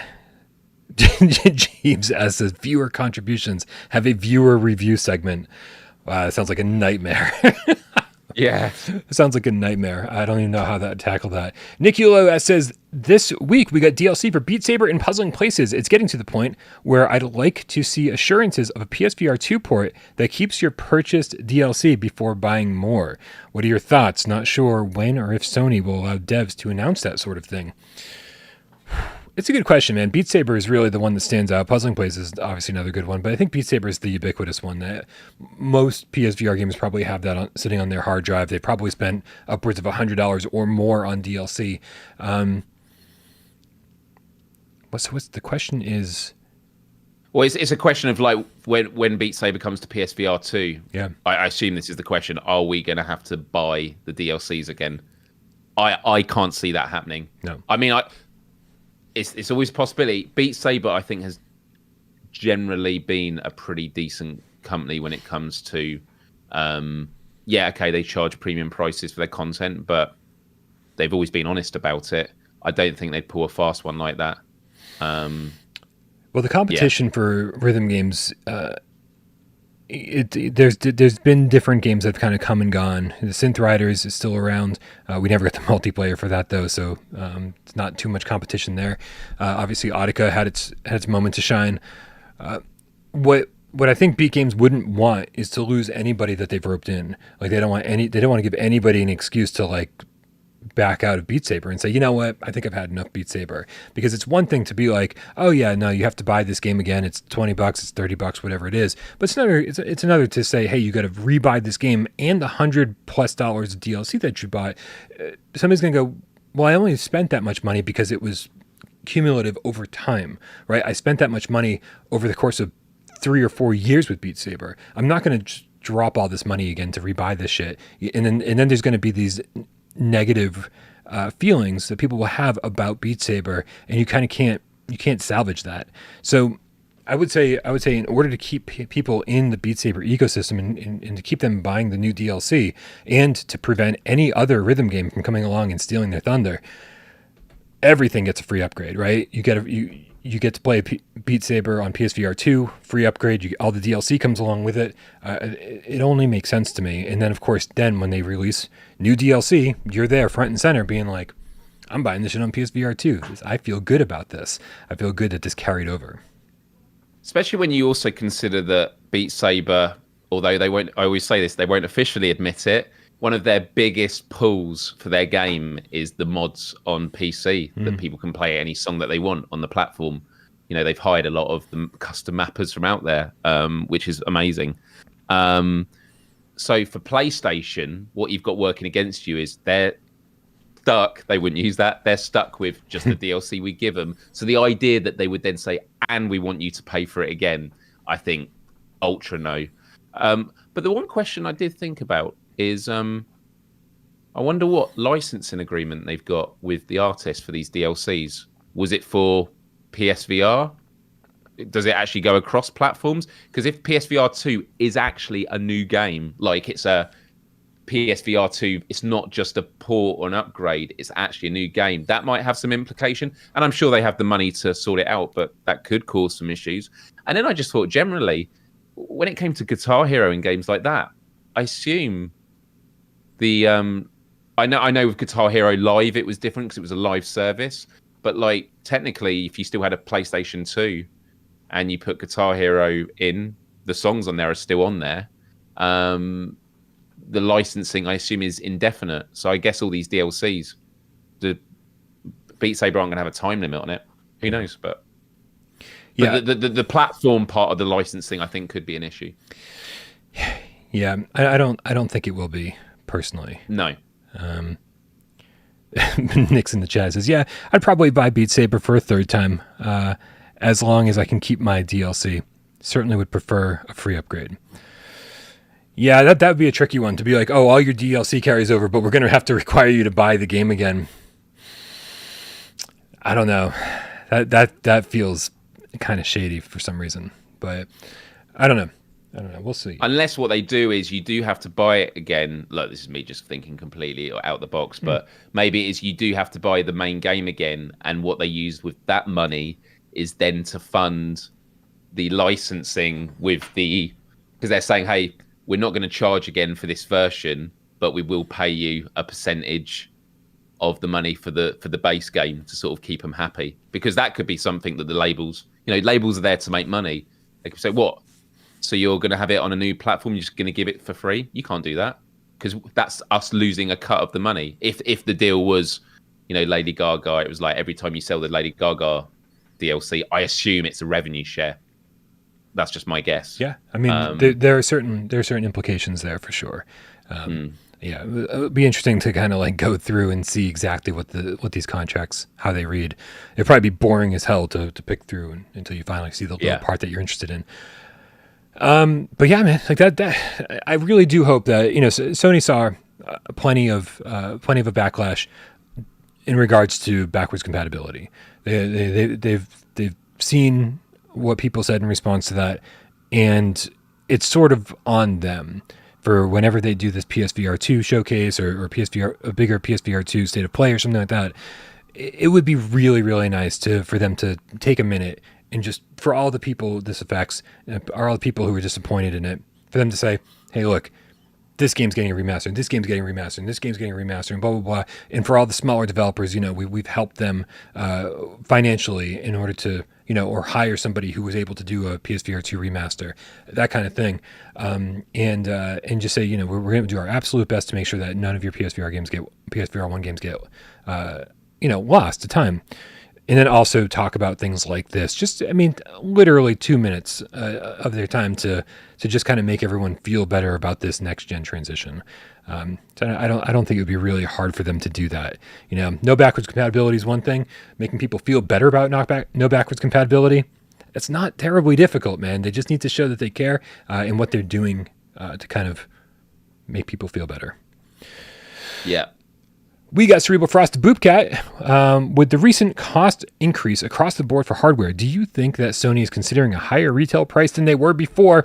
Also, would Sony still be able to be successful with a headset that's north of $400? I guess depends on what we thought PSVR 2 was going to sell for initially, right? Why do you think they're manufacturing 2 million? Economies of scale. That could also be an attempt of the only way we're going to be able to sell it at a certain price is if we build this many. Because at the margins on that scale, it does make a huge difference. So I think they're very aware of the optics of it. I mean, I think it's going to be $399 in the UK, which would be like $450. I think it's going to be under $500, but I think it could be over $400. The big question we could really use answers for is how much this eye tracking tech costs, right? These I was just talking to Cerebral Frost before the show, and he was saying that one of the reasons that the Quest Pro or whatever, the naming conventions are fucking terrible. Whatever one has eye tracking, one of the many reasons for the huge price hike is because of the eye tracking. And so it's really interesting to kind of, you think of them as just like little cameras that are detecting where your eyes are at. But, if it's this proprietary tech that's being licensed from Tobii, it could be very expensive for this first generation of hardware that's using it. So I guess it all really depends on that and what their agreement with Tobii is.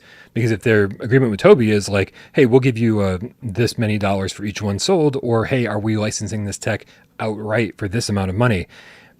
There's a lot of questions there. But if that maybe is, they'll do an economical model like they did with the discless PS5. They'll go, you can have it with eye tracking or with everything removed. It's just a screen. This headset's for people without eyes. Yeah. Right, we didn't include lenses in this one. Yeah, it just has sound. Yeah, it's a complete audible experience. Yeah. So I don't know. There was once upon a time I thought, hey, this thing could be $300, right? Because of the Quest, because of the Pico, because of these things that have onboard storage with the hard drive. They've got onboard processors, everything. It's self-contained, right? It's standalone. And when you think of all the stuff that's in the PlayStation 5 already that's handling this stuff, then, I mean, you could easily sell a PSVR 2 headset that's $300.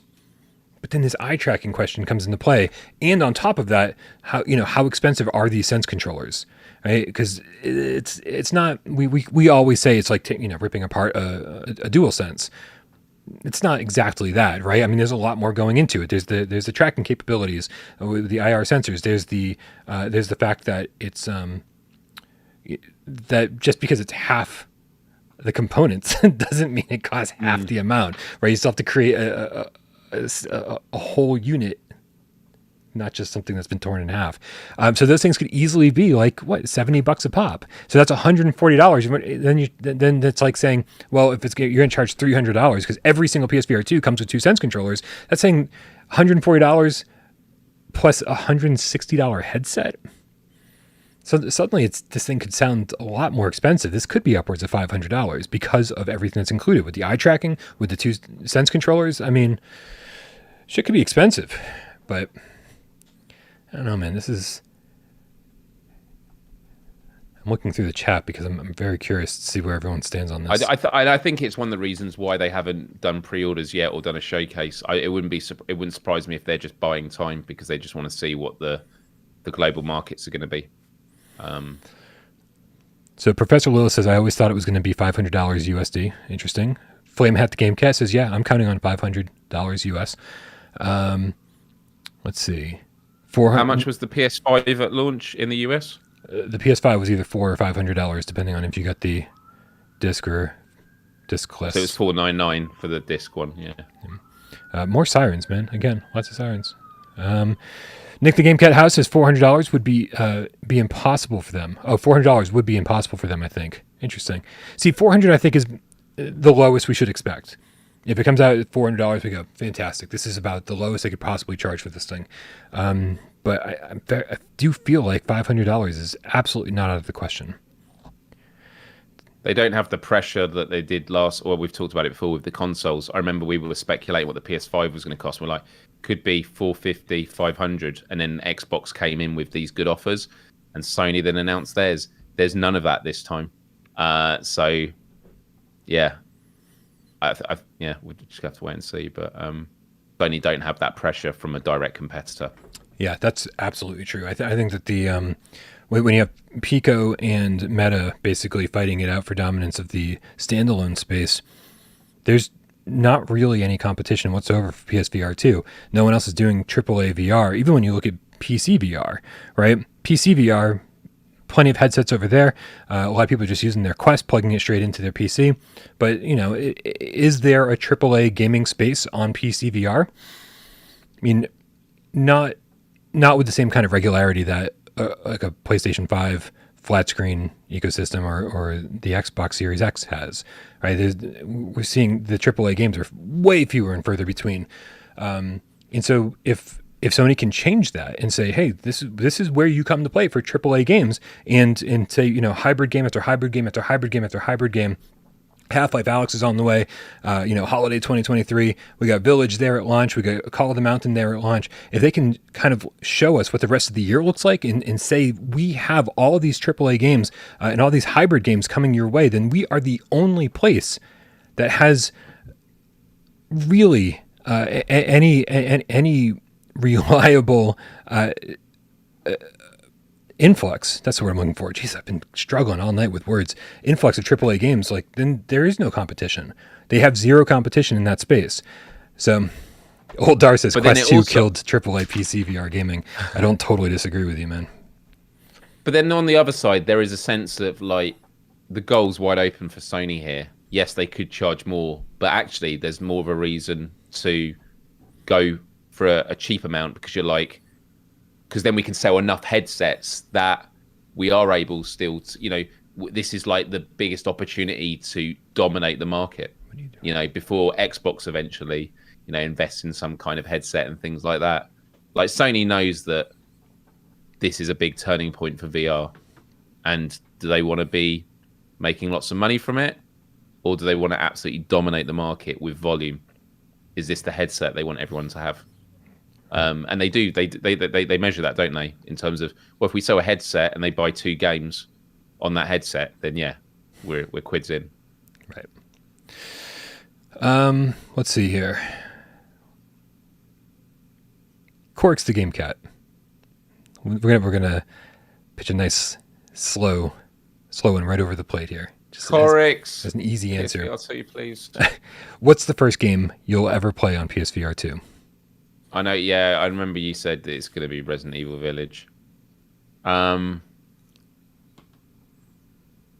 it wouldn't be for me. I think it is going to be Horizon, and the only thing that would stop that from happening is if another game gets announced that would make me change my mind on it. I just feel like I'm definitely Village is definitely going to be one of the first games I play, but Horizon, because it's going to be a short game. And it's been built to showcase the PSVR 2. That's why I want to experience it. Yeah. Yeah, I do think. I mean, the problem is right now it's a hard question to answer because we don't know what's going to be there at launch. I think the best they've done is allude to the fact that Call of the Mountain and Village will be launch titles. I don't know if that's been actually confirmed anywhere. And then everything else is just pure speculation. I think that's what's going to be really exciting about the next PSVR 2 event. I do think that's going to be their chance to say, and here are all the launch titles. Here's every game that's going to be available at launch. And then we go, holy shit, right? This is everything from day one. And then they can also say, and then January of next year, and then March of next year, and blah, blah, blah. And they can start lining it up for us and showing us what to expect and to get excited for further down the road. So right now, it's funny when we talk about what launch games we're going to play first. It's like, are you going to play Village first? Or are you going to play Call of the Mountain first? And even that's a little bit of speculation. But of those two games, what was the other game they were playing on the hands-on? There was Saints and Sinners Chapter 2 Retribution, Sirens on my end, which I would assume would be there at launch, right? Yeah. But again, that's a what's going to be exciting about that game is that most of us have only played it on PSVR 1, right? We haven't seen even how great it looks on PC VR. Right. You can kind of speculate by looking at the trailers that were made with PCVR footage, but until you actually get in the headset and see how much better it looks, by all accounts, it's marginally better, but not like light years better.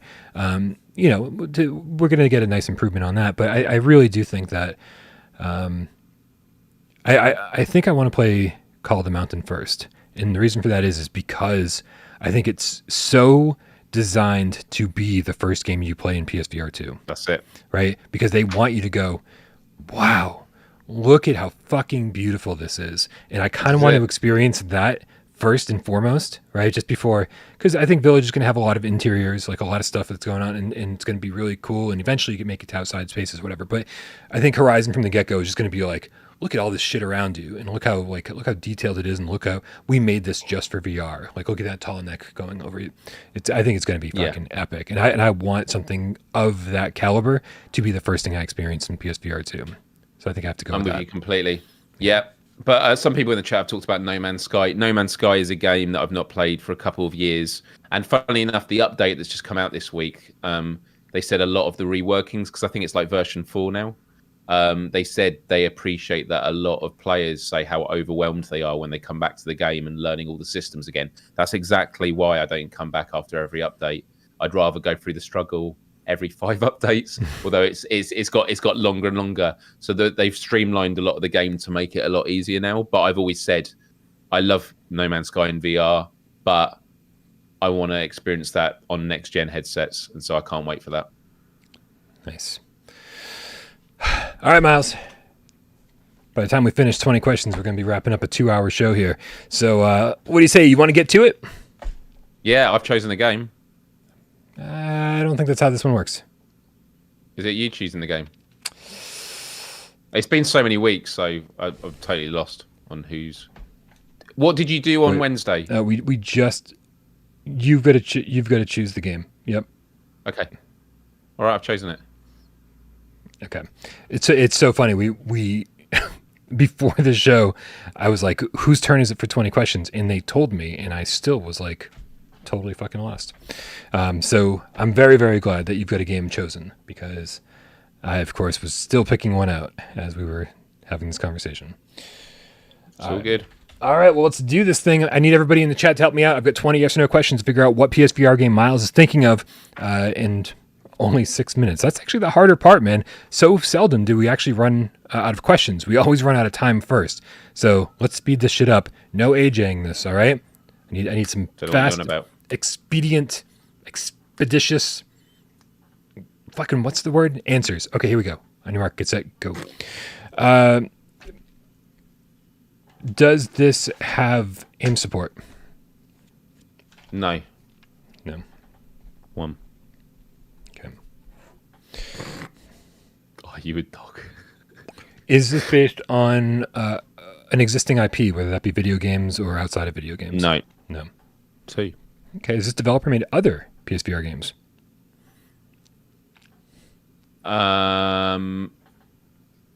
Quick check.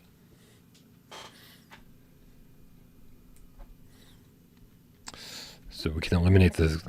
We know this isn't a sequel because he would have known that. It's not part of a series. He would have known that. I'm gonna say no. Okay.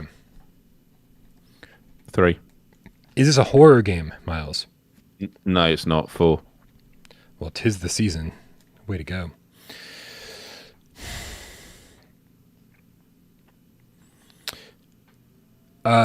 Is this a... Did we mention this game on today's show? Yes. That's a fucking good question. Yeah, no, I stole that from GameScoop, the same place I stole this game from. Really? That's a really good one. Yeah. Yeah. All right. Fuck. Let's see. I mean, we talked about Startenders for about 3 hours. Turned it around, man. I was feeling really good about this, and now I'm not. Do you serve drinks on in alien bars in this game? You could say that, but I wouldn't focus too much on that, Brian. No, we don't want to lead you astray. I'd say yeah, it's a part of a much bigger game.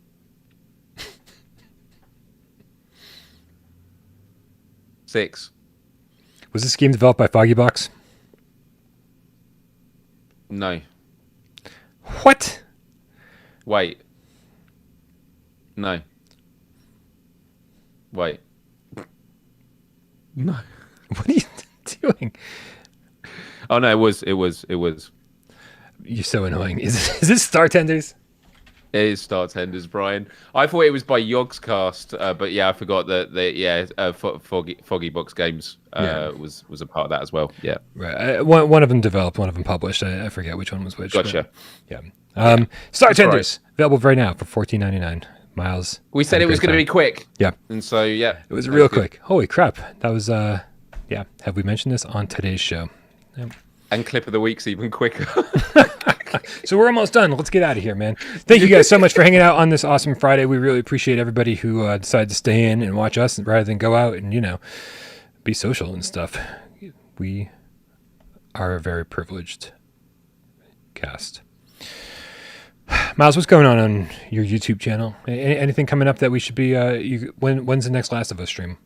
Let's do some promotion here. Oh, I haven't decided that, but what I will say is I had a big win this week on my channel, and it's a personal thing for me. Yeah. I mentioned like a while ago that for the last 8 years, my YouTube channel's 16 years old, which is scary to say, but like the last 8 years, I've had this like legacy issue where, the content I made wasn't the same as what I used to do. There's a lot of old accounts, and so whenever I made content, people unsubscribed. So like 8 years ago, I was about to hit 50,000 subs. I'm at like 47 now. So anytime I made content, YouTube's going, yeah, you lost 100 subscribers this month. And so even though I'm saying to myself, stick at it, because the people that are subscribing, they're going to stick around and build that new audience. Internally, my mind is like, and my heart is going, this is really self-defeating.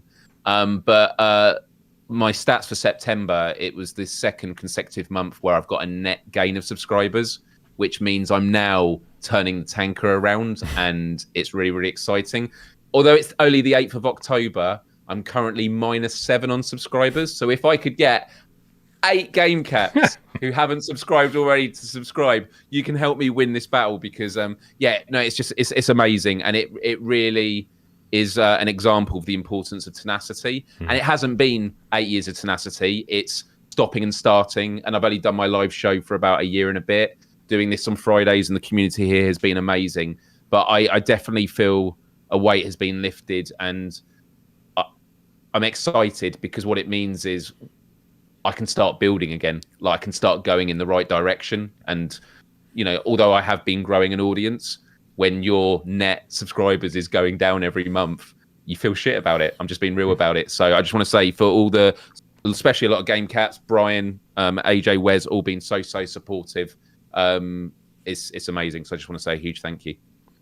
Yeah, I mean, I can only imagine, right? Because you had this thriving YouTube channel years ago, basically, and like, coming back and doing different stuff and kind of being like a new Miles Dyer, and having people be like, who haven't tuned in for years, being like, oh, right, I totally forgot I was subscribed to this guy. Like if they get a notification or something when you stream, you're like, oh, I totally forgot. And it's like, I mean, and I understand to a certain degree, because obviously when we did the switch to just cover PSVR, I was like, everybody's like, you're going to lose all your subscribers. And I was like, well, what are you going to do, man? Right? You're going to lose your old subscribers and maybe gain some new subscribers. And you got to do what's right for you and what you're passionate about, and chase that. And of course, every time we do GAMESCAST, I lose subscribers. It's like GAMESCAST is not good for the channel, right? I don't know if anybody knows that. GAMESCAST is terrible for the channel, but we do it because it's such a great community thing to do. It's so great to be able to interact with everybody one-on-one, basically being able to read everybody's comments as we have these conversations. But it's absolutely terrible. YouTube hates live streams and long videos, and this is both of those things. What they love is like 5 to 15 minute videos, like short edited things, not live streams, and that's what helps build your YouTube channel. So anybody out there who thinks we're doing GAMESCAST for anything other than just awesome community building is out of their minds. I was about to say, the counter for that is different content serves different purposes, right. And the people that come to these are those that are already subscribed. People aren't going to stumble across GAMESCAST, and they might do and go, "Oh, I'm going to subscribe." They'll do it more so from videos. But as you say, it's community building. the people that turn up here are those that want to spend time together, and that's how you deepen relationships. Yeah. And the relationships I've developed over the past year and a bit with the people that come to my live shows is amazing. Because when I started it just over a year ago, I had like 2 or 3 people watch, and it was fine because I was like, I'm doing it for me. I'm doing it because I enjoy it. Now it can be anything between 30 and 40 people, and it's something that I tell people all the time as a digital strategist. But when it's your own project and your emotions and your heart is involved, it's personal, and it can be really, really difficult. So, I just want to say, once again, a huge thank you. And Brian has been incredibly supportive, and letting me get involved with this show and stuff has just helped reinvigorate what is honestly, and this is not hyperbole, it's like a new chapter in my life as a content creator. And I feel reinvigorated for it, and I'm immensely grateful. So, yeah. Miles dropped the link to his YouTube channel in the chat, so in case you don't know where youtube.com/Miles is, well, thank you. And Nick did as well. I will say, not just to let you know what I've been thinking about for the last 5 minutes. I've been playing your PeepSec video here just because it's other Miles Dyer content, and so very frequently I've been looking at you in the PeepSec video talking while you're talking over here, and it just looks like somebody did this horrible voiceover work where it's like this Godzilla type thing. I'm wearing a hoodie where you're talking you're talking, but the lips just aren't matching up at all, but it is definitely you. So I've been kind of getting a giggle out of that for the last couple minutes. Well, if people want an extracurricular bit of trivia, so the CyberSafe, the cybersecurity company I work for, I actually do a weekly show for them called CyberSafe Weekly, which is about cybersecurity, which you might think, really, like, how am I going to find that interesting? But like, I got to cover the Grand Theft Auto leak a couple of weeks ago, and it does very well on LinkedIn because that's where the main community is, but it is on their YouTube channel as well. It gets like 10, 20 views. So if anyone is curious, I'll put that link in there. There was one that actually went up today. And you know what, Brian? There's a jump scare in this video. Woo-hoo! And I did it. It's a terrible, terrible jump scare. It's a complete joke. And one of the professors that works in our company put in the comments, and I respect him for being honest about it. He said, "I got to say, Miles, that actually did scare me." So, nice. It's youtube.com/cybersafe, and it's called CyberSafe Weekly, and I do that every week as well. Excellent. Well, thank you, Miles, for spending the last 2 hours here hanging out with me and the cats, of course. Thank you. Always a joy. Everybody who supports this channel, each in their own way. We got people like Jay Meow, who gets this thing up on podcast services of your choice. We got Sci-Fi Game Cat Henry, who puts timestamps. Man, I feel bad for him lately. It's just been getting longer and longer, but he's still coming through with the timestamps each and every time. I appreciate you so much. Also, all the moderators who make my life so much better each and every day, not just here, but over on Discord as well. We really appreciate you guys. Join us on Discord, where this conversation happens 24/7. Thank you to all of our Patreon supporters. I'm sorry for any new Patreon supporters who are not on that list down there. I've just been not doing things this week like I should be. My apologies. Patreon supporters, everyone who supported this on this episode by tipping, and of course everybody who sat back and watched the show and didn't say a goddamn word. We know you're out there, and we love you just as much. Let's get out of here, Miles. Have a great weekend, everybody. Love you all. You're amazing.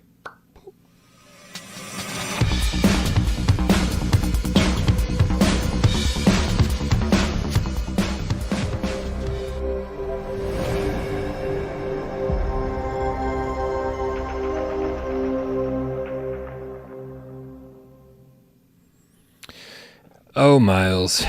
I